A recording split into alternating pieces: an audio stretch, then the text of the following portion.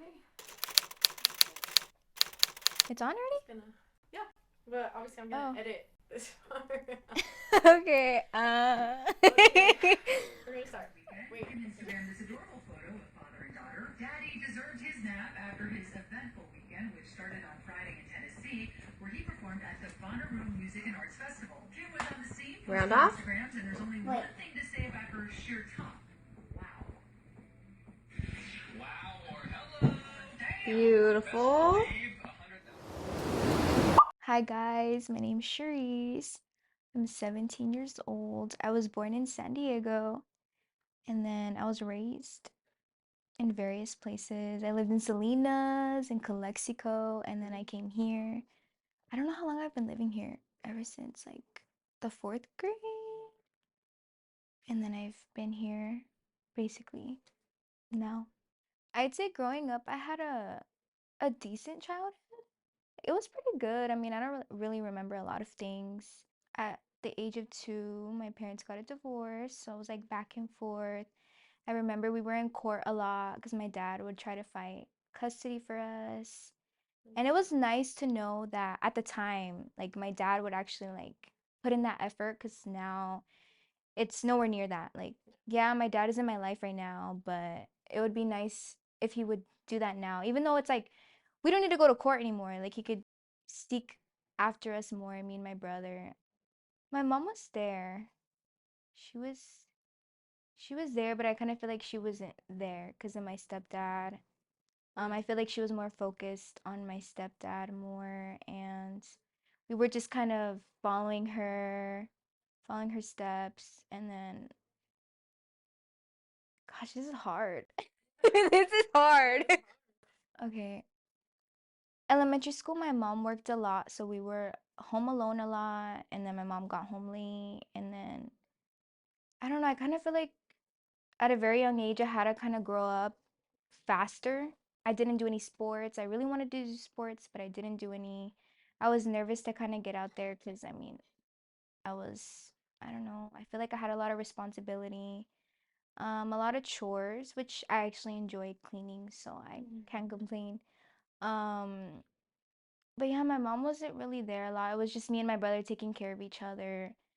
And then on the weekends, we would go to Mex because my stepdad couldn't cross. And then it was just hard on me and my brother because I know that at the time, he's honestly awesome now. Like, I can't even say anything bad about him. But at the time, he wasn't good for my mom. Like, I didn't like him. My mom, a lot of stuff mentally broke my mom. And then seeing my mom broken, that hurt us. And just every weekend, maybe not every weekend, but here and there, like they would fight, argue, or just be something new. And then having to grow up around that, like I didn't want to be there. I wanted to be with my dad, and that's why they would fight. But obviously, that didn't work out for us. So we kind of had to grow up with that. And then part of middle school, moved around a lot because we didn't have a lot of money, and then my mom lost her job, and then she was working her way up, being a supervisor now in the post office. Um, we moved around a lot, didn't have a lot of money. So we were living in this like little trailita, which I actually liked, honestly. Like I just kind of feel like those days when you're like you don't really have a lot, I feel like you appreciate a lot more. So, but yeah, then we didn't want to go anymore to Mex, so we would just be at the house or in the little trailita, just me and my brother. Um, just taking care of each other. I would go out with friends.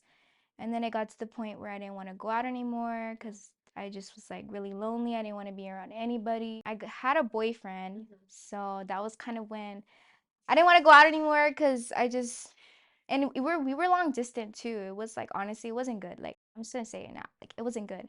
But I didn't want to go out like because from him I received the love that I was looking for from my parents. So I would depend on him a lot, wait for him and everything. And yeah, like I got really antisocial. I didn't want to be around anybody. I didn't want to go to my family, to like family reunions or parties. I didn't want to do anything. Like I was like depressed. Like I missed my mom a lot. I just wanted my mom to be with us. I just wanted her to be, there with us, and it was hard. And then from there, we got the house we have now. So my mom bought a house, and then it just kind of got worse. Like I didn't want to do nothing at that time, because I think that was when COVID hit. That was when COVID hit.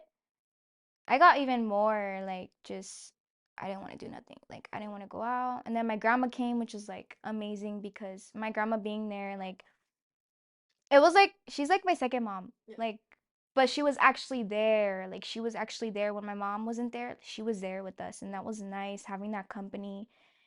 And like it was just amazing. Like she made it feel like home, and then she would cook for us because like my mom works a lot. So I had to be the one cooking for my mom this time. I honestly don't remember the last time I had a home cooked meal for my mom. Like I've been having to cook for her and for my brother for I don't know. That's just how much my mom isn't really there. Like I don't even remember honestly. Like I don't. Um and then my grandma had to go because she works. She drives buses for like the fields. So she goes to Salinas and then she comes back. Or she goes like somewhere in California. I don't know where she's at right now. But yeah, I love my grandma. She's amazing. And then when she left, it was so lonely, so like it was a lot for me. And then my brother looked happy, but honestly, I know my brother's going through it right now. Like he got into some trouble. I'm not gonna share his story or anything, but all I know is that he wants love too. And even though he's not with the Lord yet, I honestly have faith that the Lord will meet him where he's at, because that's where he met me. And I am just so like, I may not have like the biggest faith right now or the biggest hope, but I have hope. And as small as a mustard seed, that's enough. The Lord can work with that. Um, yeah, so my grandma left, we were home, and then my mom would leave every weekend. And sometimes she wouldn't even come home. Like she'd just be like, hey, I'm going to San Luis. And that would hurt, like, my mom not coming home, not being able to see my mom, because she just wanted to go, with my stepdad and everything. Like that was heavy on me and my brother, having to just take care of each other, do everything, just whatever. And then my brother would leave, and then I would be home alone, and then I would just be in my thoughts, and like I just don't know, like on my phone, like what else could I do? At the time, I actually wasn't with the Lord. Like I didn't know nothing about the Lord. I wasn't saved or anything, but I didn't really have a lot of friends. I lost a lot of my friends during like quarantine just because we lost that connection. And then I think school started opening up again. I didn't want to go to school. I was not having it. I didn't want to be a part of anybody. I just wanted to be by myself. I feel like my parents focus on the materialistic part of everything. Like they don't focus on the love or the support or the encouragement a child needs. Because every single time I would tell my dad or my mom like, "Hey, like, but don't I buy you this? Don't I do that for you?" And it's just like, "But that's not what I'm looking for. That's not what I'm looking for. I'm looking for you to be there, just quality time." Like that's what every child wants. I mean, some kids want like the materialistic, but not me, not this kid, not me or my brother. Like we don't care about any of that. We just want, our parents. Obviously, I was looking for love, so like I mentioned in the beginning, I had a boyfriend at the time, long distance, which didn't really do the job or anything. um, but I would depend on him a lot. I would look for the, oh, you're beautiful, or oh, I love you and you're amazing type of thing, because I didn't get that from my parents or anything. So I would honestly look, I feel like he was like my void. Like that was what filled me, quote unquote, because it didn't really fill me. Because if it did, I would be searching. Or I don't know how to put it, but yeah, if it filled me, I wouldn't be searching for that fulfillment anymore. But I kept on like, that's not enough. I want more. That's not enough. Like that's not enough. That drained me more than anything. It left me feeling even more empty when I got what I needed, quote unquote, because whatever. Um, it just left me feeling like just more like that's just not enough for me. I need more. That's just not enough for me. And then just being at home lonely, him not being around, like I'm like just thinking about how I just wish my mom was here. Like that was what I would think about a lot. Like I just wish my mom was here. I just wish we had more time together. Thinking about other things that we could do as a mom and daughter thing or as a father daughter thing. Like I just want my mom here. I just miss my mom. I would lay down, I would cry. Sometimes I wouldn't even eat. Like when my aunt came over and my grandma, they were like, "You lost weight." Like I didn't even notice it myself because honestly, I wouldn't even eat because of how lonely I was and the desire for my mom to be around. And I remember this is really weird. Like, I remember that I was on scrolling on TikTok. I was laying on my bed. I think I was crying, and then I was like, just whatever, scrolling on TikTok. And I started seeing these videos about the Lord. Like, I literally started seeing these videos about Jesus. I'm like, okay, what's going on? And I just scrolled past them and I'm like, because I felt it heavy, like that conviction, like you better go back up and watch those videos, girl. You better go back up. And I'm like, okay. I just like, okay, I got so curious. And I went up and I watched the video and how the other person was expressing the Lord and their relationship, how they were with the Lord and just the love the Lord had for them. I'm like, oh my gosh. Hmm. And I just scrolled past the next day again. I went on TikTok and they were just um talking about the Lord and his love and how his grace is enough and how he was coming back soon and just all these things and I'm like, okay. And it broke me, like the conviction brought me to my knees. His kindness brought me to my knees. And like I remember just getting on my knees and crying, like just this heaviness, just this crying, and I left it there and I'm like, okay, I need you. I need you and I need you and I need you. Forgive me, help me through this because all of this that's happening, I don't understand. I need my mom. I want my mom, blah blah blah blah. And I don't know, I don't remember exactly what I said. Like all I know was that I was crying and I got up and after that, honestly, everything changed. I remember the next day I woke up and I think my mom invited me to go to work with her. And I was, oh my gosh, this joy. Oh my gosh, this joy I have not felt in so long. This peace. I can't even describe how the peace was. It was just like nothing I've ever felt in my entire life. And then from there on, everything changed. I started to read. I started to just grow. I got a Bible on Amazon. I ordered it and I loved it because on my phone, like honestly, I don't like reading it on my phone. It's distraction. Anyway, and I just started reading. I started waking up at 3 and I'm like, okay, I'm dedicated. Let's do it. Let's do it. Because I wanted, like, I was so hungry for the Lord because, like, from there on out, like, He was really what I needed. Like, He was like the love that I was looking for, like everything that I was looking for. He was it. He was it. And I just started reading and reading and reading. And then, um, I just grew from there, like, a lot, like, a lot, like, a lot. Like, it was a lot. Um, and then I was still in the process with my mom. I remember that she stopped going to Mex just randomly. So I knew like, okay, something happened.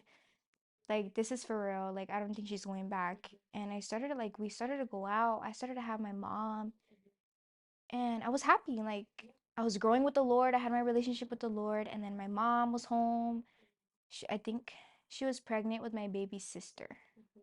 So, yeah. She was about to give, like she was about to, you know, give birth. um and then like I think like a month later she had a bag packed and I'm like, what's going on, like what's happening? um and she's like, I'll be back in a few days. Like she said that, I'll be back in a few days, okay, I love you. And I just knew she's going back. And that's when I broke so hard because I'm like, oh my gosh, I'm getting my mom back, and then no, I'm not. Um, And then for her to just leave like that hurt. Inside, I'm like, I can't tell her. How can I love her? Like, what? Like, how could I do that? And I remember on Tuesday, since we had Bible study and prayer, I remember that I was just praying and I was crying. And I remember Chimo praying for me, like, tell her you love her. And oh my gosh, oh my, like literally, the Lord told him to tell my mom that I loved her.